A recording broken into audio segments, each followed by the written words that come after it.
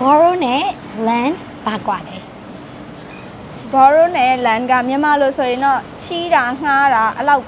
အလွယ်ပြောတာပေါ့နော်ဒါပေမဲ့အသုံးကတော့မတူပါဘူး borrow ကတော့ကိုကသူများစီကယူတာအဲ့လို borrow ကိုသုံးတော့မယ်ဆိုလက်ကလေးကအဲ့လိုမျိုးလေးကိုယ်စိတ်ထဲမှာအဲ့လိုဆွဲယူလိုက်တယ်ဆိုတာလေးကိုမှတ်ထားရင်ရတယ် Could I borrow some money from you ငါမင်းစီကပတ်စံနည်းနည်းလောက်ချီးလို့ရမလားပတ်စံအချို့ချီးလို့ရမလားဆိုတော့ကိုကသူများဆက်ချီးတာဆိုတော့ယူတယ်ဆိုတဲ့သဘော borrow Could I ဒါမှမဟုတ် can I borrow some money from you ငါမင်းစီကပတ်စံနည်းနည်းချီးလို့ရမလား I you မသုံးမဲနဲ့မှာ subject object သုံးချင်တယ်ဆိုရင်လည်း John borrows some cash from Susan John က Susan စီကအဲ့တော့ from ဆိုတာလေးပါတယ် John က Susan စီက cash အချို့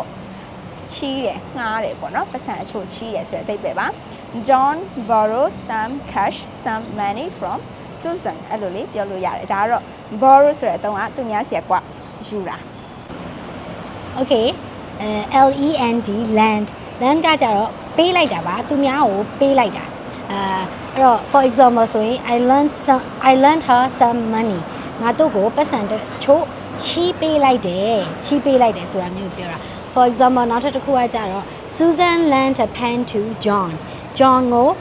Susan ကဘောပန်ငှားလိုက်တယ်ခဏပေးငှားလိုက်တယ်ပေါ့နော်အဲ့တော့ဆိုတော့borrow ကယူတာ lend ကပေးလိုက်တာပါအဲ့တော့ borrow နဲ့ lend နဲ့အသုံးအနှုန်းလေးကိုကွဲပြပြသိသွားပြီလို့ထင်ပါတယ်သင်တန်းအကြောင်းလေးသိချင်တယ်ဆိုလို့ရှိရင် comment မှာ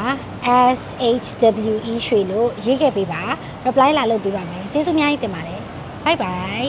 bye bye ပတ်စံရှိပါအောင်